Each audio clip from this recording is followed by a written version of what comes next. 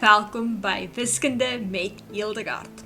Vandag kyk ons na vraag 7 van die NSS 2024 vraestel 2. In hierdie vraag gee hulle vir ons 'n diagram van f van x is gelyk aan tan van x. En dit is in die interval van minus 180 grade tot by 180 grade geteken. Okay. By vraag 7.1 sê hulle vir ons dat ons moet die vergelyking neerskryf van die asymptoot van f in die interval van 0 tot by 180. Let wel, hulle het die interval verklein. Okay? So ons kyk nou net vir die asymptoot tussen 0 grade en 180 grade. En dit sal wees by x is gelyk aan 90 grade. Okay?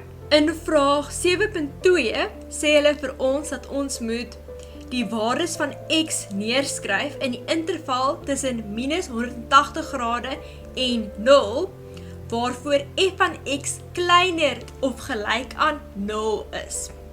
Okay, so om dit te doen, moet ons kyk wanneer is die grafiek van f onder die x-as, maar ons kyk slegs tussen minus 180 grade en 0.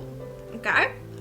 Ons kan sien dat dit slegs onder die x-as is in hierdie gedeelte van die grafiek. X is minus 180 grade, of ons kan hê dat x is 'n element van minus 90 grade tot by 0 grade.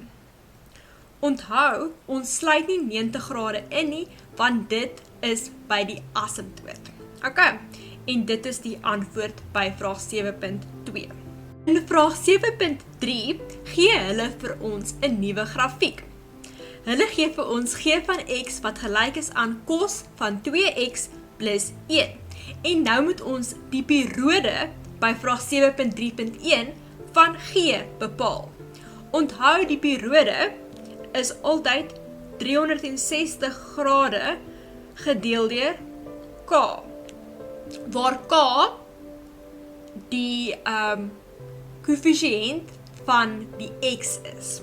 So in hierdie geval gaan ons hê 360 grade gedeel deur 2, want ons werk met cos van 2x, en dit is dus 180 grade is ons periode. Okay, wonderlik. In vraag 7.3.2 moet ons die grafiek van g van x tussen minus 180 grade en 180 grade op 'n assestelsel gaan skets. En ons moet al die belangrike inligting weergee, soos byvoorbeeld die draaipunte en die afsnitte met die assestelsels. Okay, kom ons begin. Ek het nie toegang tot die spesiale antwoordboek nie, so ek gaan eenvoudig dit net teken. Ons weet dat die periode vermeerder het. Daar is nou 2 periodes van elk van 180 grade in ons gewone siklus. Ons gewone kosgrafiek lyk as volg. Cos van x, ons begin by 1, cos van 90 is 0, cos van 180 is minus 1, cos van minus 90 is weer eens 0, en cos van minus 180 is minus 1. So hier is die vorm van ons gewone kosgrafiek. Nou moet ons dit verander in cos van 2x. Okay? So nou gaan ons 2 periodes hê in hierdie gebied. Okay. Hierdie is hoe cos van 2x sal lyk. Nou moet ons cos van 2x een eenheid opskuif om cos van 2x plus 1 te kry. En hierdie is hoe cos van 2x plus 1 sal lyk. Jy gaan nou die volgende koördinate duidelik moet aanteken. Hierdie koördinaat wat 180 grade, punt 2 is. Jy gaan hierdie koördinaat moet aanteken wat 90, punt 0 is. Die draaipunt hierbo wat 0,2 is en dan hierdie koördinaat wat minus 90, punt 0 is en dan die beginpunt wat minus 180, punt 2 is. Ok, en dit is die einde van vraag 7.3.2. In vraag 7.4 moet ons nou die grafieke gebruik om die algemene oplossing van 2 cos kubiek x minus sin x is gelyk aan 0 te bepaal. Ons gaan begin deur die sin x na die ander kant te neem. Ons gaan dus kry 2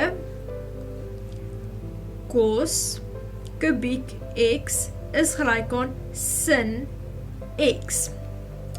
Nou gaan ons deurgangs deel deur cos van x. En ons gaan kry 2 cos kwadraat x is gelyk aan sin x gedeel deur cos x, wat gelyk is aan tan x. Onthou dat cos kwadraat van x gelyk is aan cos van 2x plus 1 gedeel deur 2. Maar as ons dit nou gaan vermenigvuldig met 2, dan gaan ons kry cos van 2x plus 1.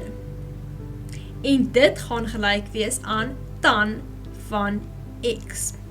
En dit is presies die twee grafieke wat ons hier het. Ons het 'n tan van x grafiek en 'n cos van 2x plus 1 grafiek. En dit is onderskeidelik f en g. Nou moet ons bepaal watter waardes dit kan aanneem. En dit gaan wees x is gelyk aan 45 grade plus k 180 grade. Nou moet ons net sê wat k is. K is 'n element van z. Z is heelgetalle. So elke 180 grade gaan die twee grafieke mekaar sny. Hier is die eerste plek waar hulle gaan sny. Ok, en dit is die einde van hierdie vraag. Baie dankie en lekker dag verder.